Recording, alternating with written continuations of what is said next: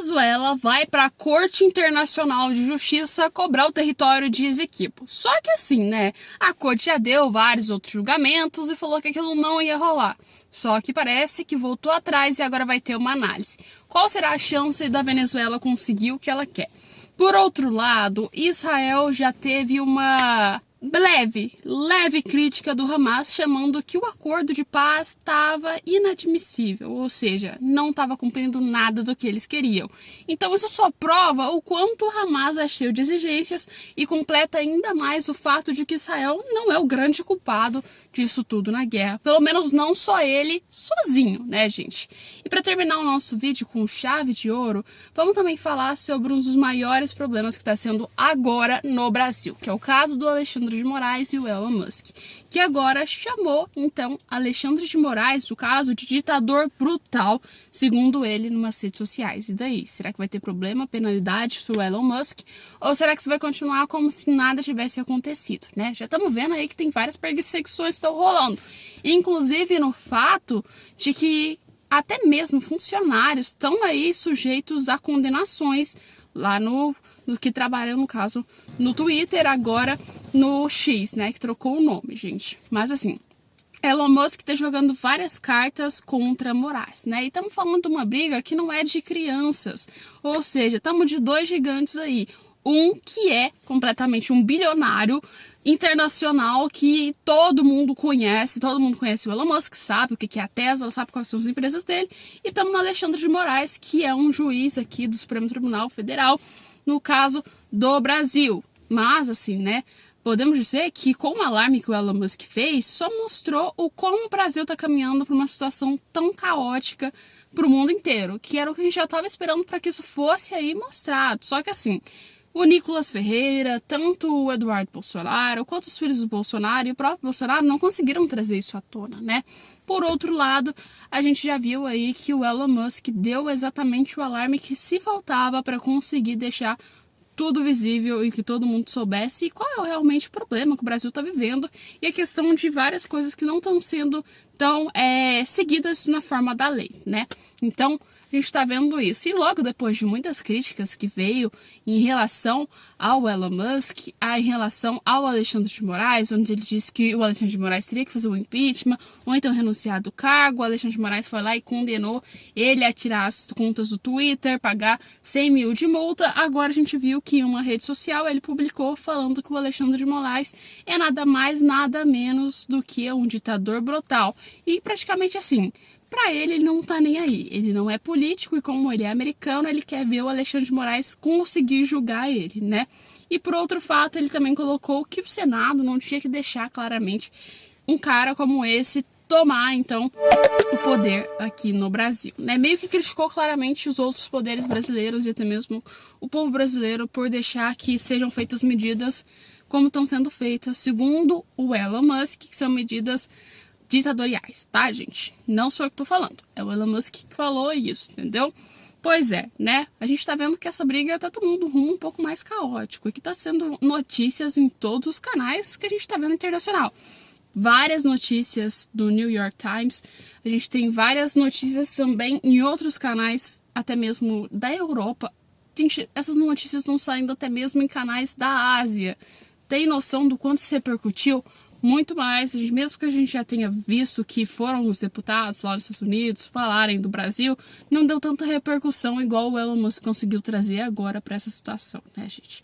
Você acha que vai acontecer o quê? Coloca nos comentários aí pra gente e vamos para nossa segunda matéria. Bem, não é surpresa para ninguém que Israel e claramente, né, o Hamas estão em guerra e que outros países tentaram entrar no meio para resolver esse maldito conflito. Só que ninguém conseguiu resolver esse conflito, nem mesmo o Egito e o Qatar, que estão aí organizando um acordo de paz. Segundo o acordo de paz que eles planejaram, mesmo que tenham sido mandados, no caso, integrantes do Hamas e também dos israelenses, para claramente os dois países, para criar essa negociação de acordo, ou seja, para conseguir trazer um acordo de paz que fosse bom para os dois, parece que o Hamas não gostou da história, ou seja, segundo eles, esse acordo de paz ele não tem nada que ajude o Hamas. Ou seja, o Hamas não quer somente que isso beneficia os israelenses. E claro, o ponto principal que o Hamas quer, segundo eles, é que os israelenses, caso os soldados, na prática praticamente, sejam retirados exatamente da faixa de Gaza, assim, imediatamente, entendeu? Tipo assim, deu acordo, ó, do dia pro outro, somem daqui.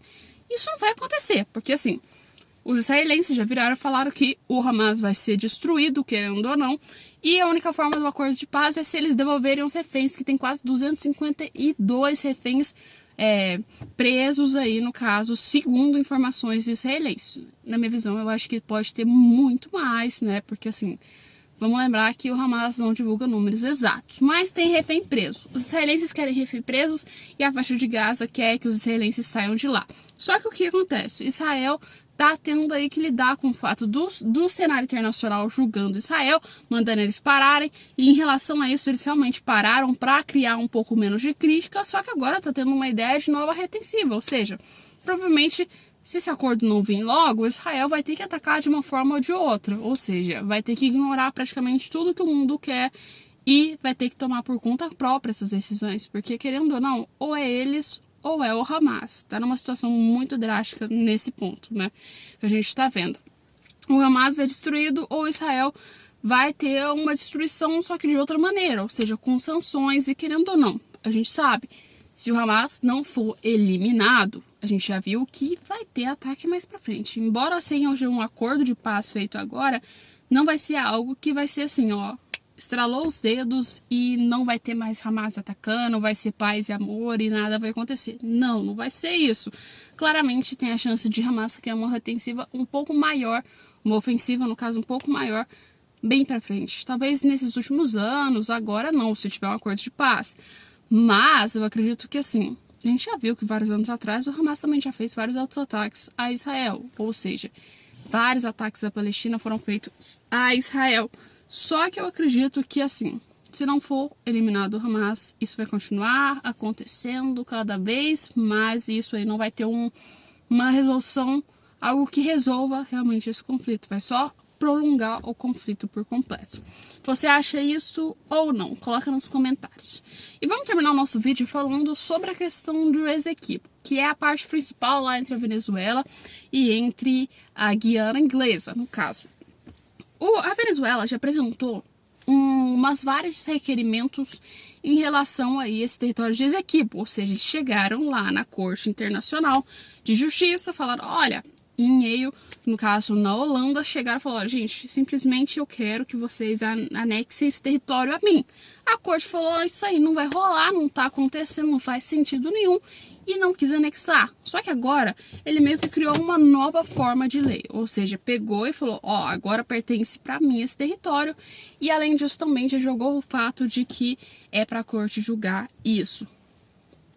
E claramente eles julgaram, mas agora está sendo uma cobrança um pouco maior, porque a gente tem o fato de que a Guiana quer que se tenha um acordo que foi feito um pouco mais antes ainda de ser colônia, ou seja, lá em 1800 e pouco, e no caso a Venezuela quer que tenha uma análise do Acordo de Genebra, ou seja, enquanto a Guiana Inglesa era colônia do Reino Unido, ou seja, um acordo que foi feito há tempo atrás, ou seja, segundo eles, isso aí vale mais do que a Guiana, só que a gente sabe que a Guiana já tem assim, né, uma liberdade um pouco maior do que naquela época.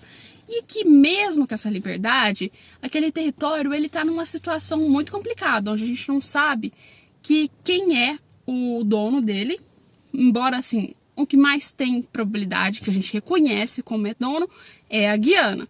Só que assim, é uma região muito complicada, a mesma coisa que a gente for analisar da questão da Crimeia, ou seja, lá na Rússia e na Ucrânia, já pertenceu a outro, teve brigas, teve conflitos, é uma região muito complicada, sério, muito complicada mesmo. Mas assim, isso pode depender do que a corte venha a julgar novamente. Eu acredito que a Venezuela vai perder nesse caso. E outra opção, Maduro está criando uma espécie de cortina de fumaça para as eleições. E isso não é nada que a gente não saiba, né? Já é visível que Maduro está querendo a cortina de fumaça. É tanto que meses depois da decisão ele vai lá e pede de novo. Não é meio suspeito isso? Bem, gente, O vídeo de hoje foi rápido, explicando para vocês as principais matérias. Se você gostou, deixa o like e assista os nossos próximos vídeos aqui no canal.